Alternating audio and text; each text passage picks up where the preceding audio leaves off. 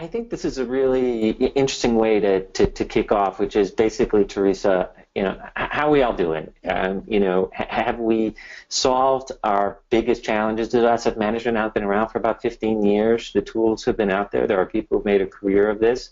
Are we getting there? And if not, what are the biggest barriers? Hi, everybody. It's great to be here. Thanks for the intro, Tony. Yeah, this is a key question. I think that we like to talk, especially in the analyst world, and those of us who've worked a long time in the industry, we tend to get in conversations where we talk about big ideas and we espouse big ideas. But there's a lot of basic problems that unfortunately we haven't quite solved yet. And I'm just going to highlight a few of those here. And these are the ones that I tend to see the most common. And so I'll just talk briefly about each of these, and maybe Tony, if you have thoughts as well, please share with everybody as we chat. I think a lot of people pick a tool before they actually have a strategy and a plan.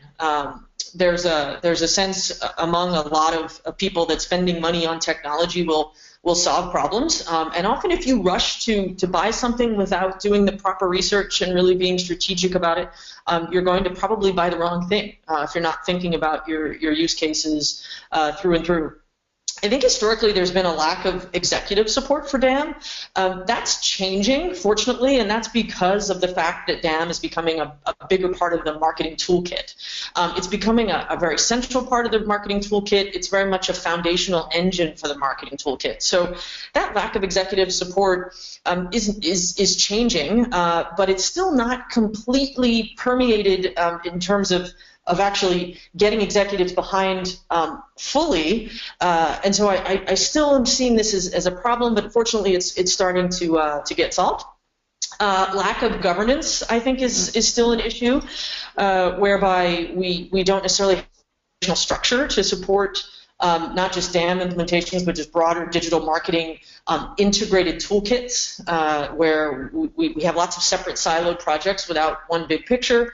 Of course, metadata continues to be a problem. A lot of the very fancy demos that we see of products are really tend to be things that require a lot of metadata that's not there for it to work correctly. And then finally, a lack of integration components. So APIs still aren't very good in the DAM world, and that's causing problems in terms of connecting it to the broader toolkit.